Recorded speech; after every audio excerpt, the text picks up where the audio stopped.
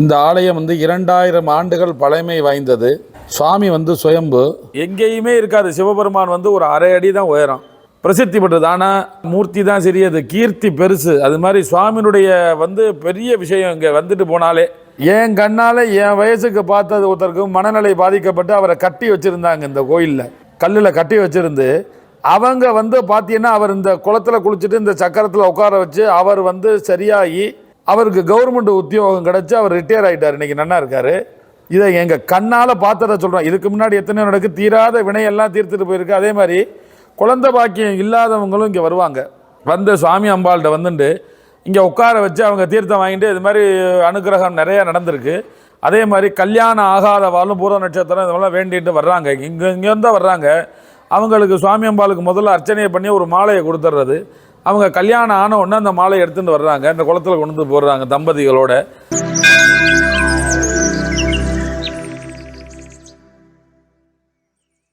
நம பார்வதி பதஜே ஹர மகாதேவா.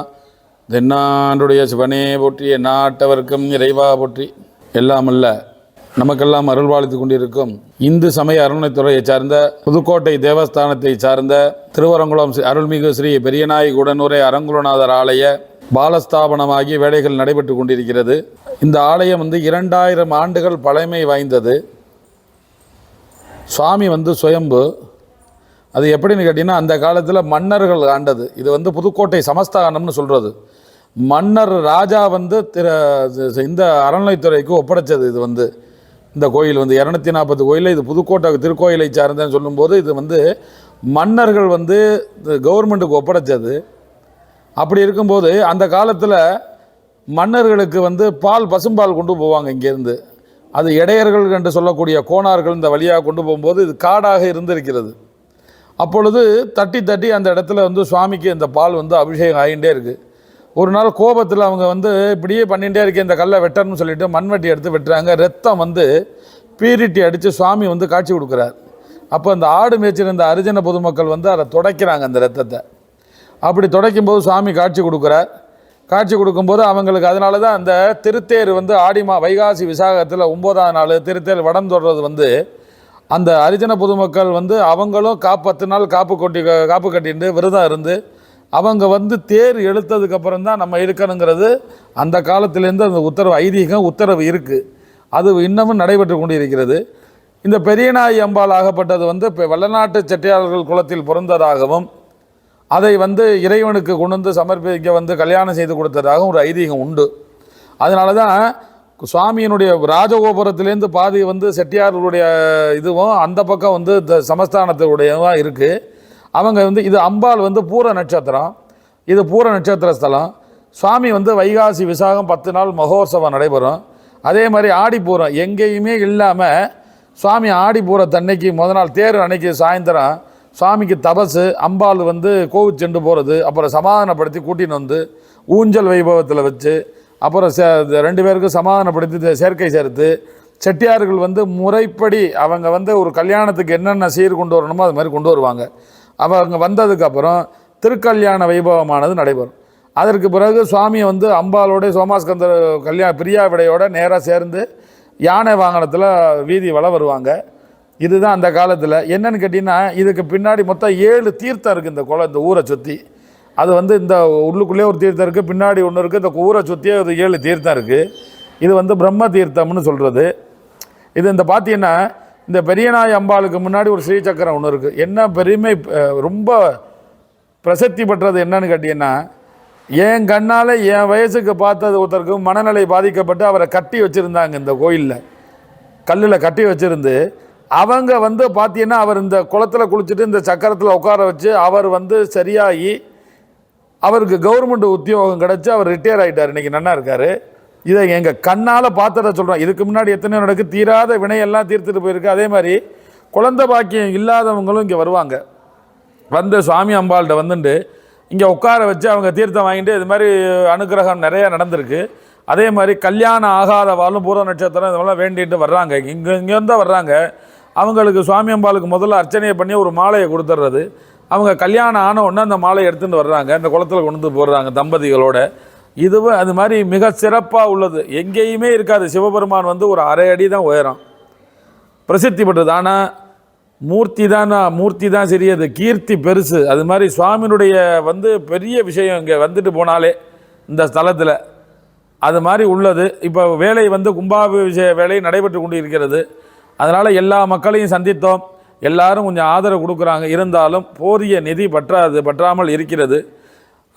இந்து சமய அறநிலைத்துறை முன்வந்து அதுக்கான அமைச்சர் எங்கள் கோயிலை பார்வையிட்டு எங்களுக்கு ஏதாவது பண்ணி கொடுத்தாங்கன்னா இந்த கோயிலில் பெரிய விஷயமா இருக்கும்.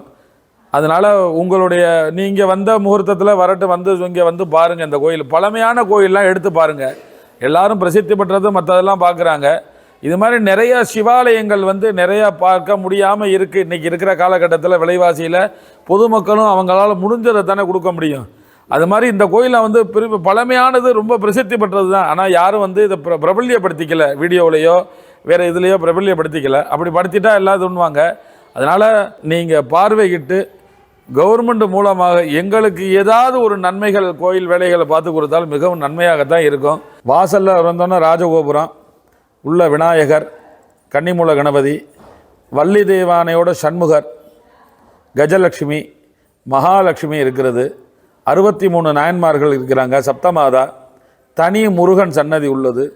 துர்க்கை, தட்சிணாமூர்த்தி, வீணாதர தட்சிணாமூர்த்தி எங்கேயும் பார்க்க முடியாது. இங்கே வீணாதர வீணையோடு இருக்கக்கூடிய தட்சிணாமூர்த்தி.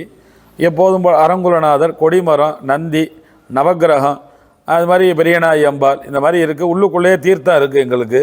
இது வைகாசி சித்திரை மாதம் கிராமத்து ஐயனாருடைய முதல் தேவதையாக இருக்கக்கூடிய ஐயனார் காட்டில் இருக்கக்கூடியதற்கு 10 நாள் காப்பு கட்டி அது திருவிழா நடக்கும். அதுக்கடுத்து கிராம தேவதை பக்கத்தில் இருக்கக்கூடியது பிடாரி அம்பாள்னு சொல்லக்கூடிய அதுக்கும் 10 நாள் திருவிழா உண்டு. அதற்கு பிறகு வைகாசி உற்சவம், ஸ்ரீ அரங்குலநாதருக்கு வைகாசி உற்சவம் பிரம்மோற்சவமாக நடைபெறும். அது முடிஞ்சோன்னா ஆடிப்பூரம் 10 நாள் காப்பு கட்டி திருவிழா, தேர் எல்லாம் முடிஞ்சோன்னா திருக்கல்யாண வைபவம், சுவாமி அம்பாள் கல்யாண கோலத்தோட காட்சி கொடுப்பா நமக்கெல்லாம். அதுவே கண்கொள்ளாத காட்சி தான். சுவாமி எங்கேயுமே நமக்கு நம்ம வீட்டு வாசலில் காட்சி கொடுக்குற அதுவே பெரிய விஷயம் இல்லையா? நமக்கு கல்யாணம் பண்ணிக்கணும்னு அவராக கேட்குறாரு. நமக்கு வருஷம் நம்மளுடைய சந்ததிகள் இப்படி தான் இருக்குது, இப்படி தான் முறை, இதுதான் சாஸ்திரம், இதுதான் சம்பிரதாயம் அப்படின்னு நம்ம ஒரு முன்னோர்கள் வகுத்து வச்சதுங்க. அது இன்னைக்கு அவங்க சொன்ன முன்னோர்கள் சொன்ன பழமொழி எதுவுமே இன்றைக்கி வீணாக போகலை. எல்லாமே 100க்கு 100% உண்மை. இன்றைக்கி உணர்ந்து பார்த்தா அதில் தெரியும் எல்லாருக்குமே. அதே போல் தான் சுவாமிக்கு அதே மாதிரி அந்த காலத்தில் உள்ள நடைமுறைகள் பிரகாரம் இன்னமும் முறையாக நடைபெற்று கொண்டிருக்கிறது. இந்த மாதிரி ஆடிப்பூரம் நடக்கிறது, நவராத்திரி, கந்த சஷ்டி, திருக்கல்யாணங்கள், இதை மாதிரி தான் நிறையா முருகனுக்கு சூரசம்காரம், திருக்கல்யாணமும் நடைபெறும். அதே மாதிரி திருக்கார்த்திகை தீபம், அது மாதிரி எல்லா விசேஷங்களும் இங்கே இருக்குது. என்ன கிராமத்தார்கள் எடுத்து நடத்துகிறாங்க. 10 நாள் மண்டபப்படி உண்டு. புதுக்கோட்டையிலிருந்து சரியாக ஆலங்குடி வழி, ஆலங்குடி, கரம்பக்குடி, வெட்டன் விடுதி, அது மாதிரி பேராவூரணி, பட்டுக்கோட்டை போகிற பஸ்ஸெல்லாம் அடுத்த ஸ்டாப்பு மேட்டுப்பட்டி, அதுக்கடுத்து திருவரங்குளம் ஸ்டாப்பு 10 ரூபா தான். எனி டைமும் பஸ் இருக்குது. ராத்திரி 2 மணி வரைக்கும் பஸ் இருக்குது, இறங்கலாம். இங்கேருந்து போகும்போதும் பஸ் அடிக்கடி இருக்குது. யாரும் ஆட்டோ எடுத்துன்னு வரணுமா, கார் எடுத்துன்னு வரணுமா வேண்டாம், 10 ரூபா கொடுத்தா போகிறோம், கோயில் வாசல்கிட்டே இறங்கிக்கலாம். ஆமாம், எல்லா வசதியும், குளத்தில் குளிக்கிற வசதி இருக்குது. குளிச்சுட்டு சுவாமியை தரிசனம் பண்ணிக்கலாம். வரவாடலாம். அதெல்லாம் 6 மணிக்கு திறந்துருவோம். திறந்து விளக்க போட்டு திருவனந்தல் பூஜை முடிஞ்சதுக்கப்புறம் காலை சந்தி 8 மணிக்கு 7:45 7:45லேருந்து கரெக்டாக மதியம் 12 மணி வரைக்கும் நடை திறந்துருக்கும். சுவாமி அம்பாளுக்கு அர்ச்சனை பண்ணுறது இதெல்லாம் பண்ணால் அபிஷேகம் கார்த்தாலும் நடைபெறும். சாயரட்சை 4:30 மணிக்கெல்லாம் கதவை திறந்துருவோம். 5 மணிக்கு சாயரட்சை நடைபெறும். ராத்திரி 8 மணிக்கு அர்த்தசாமத்தோட 8 மணி வரையும் திறந்துருக்கும். எல்லாரும் வரலாம். அதே மாதிரி கூகுள்லையும் போட்டிருக்கோம். கார்த்தால இத்தனை மணிலேருந்து இத்தனை மணிக்கு, சாயந்தரம் இத்தனை மணிலேருந்து போட்டிருக்கோம். அந்த கூகுளில் திருவரங்குளம் பூர நட்சத்திரம் சொன்னாலே எங்களுடைய நம்பர் வந்திருக்கும். அதையும் பார்த்து நீங்கள் தெரியாதவங்க அதுலேயும் தெரிஞ்சு வரலாம். எப்படி வசதியோ நீங்கள் கேட்டால் உங்களுக்கு என்ன வசதியோ என்ன செய்யணுமோ செஞ்சு கொடுப்போம். நீங்கள் தரிசனம் பார்த்துட்டு போனாலே போகிறோம். உங்களுக்கு அவ்வளோ க்ஷேத்திரமான இந்த ஸ்தலத்தில் மிகவும் புண்ணியமாக இருக்கும். நீங்கள் ஒரு தடவை வாங்க. அதே மாதிரி கவர்மெண்ட்டும் எங்களுக்கு பார்த்து முன்னுரிமை கொடுத்தாலே எங்களுக்கு அது போகிறோம்.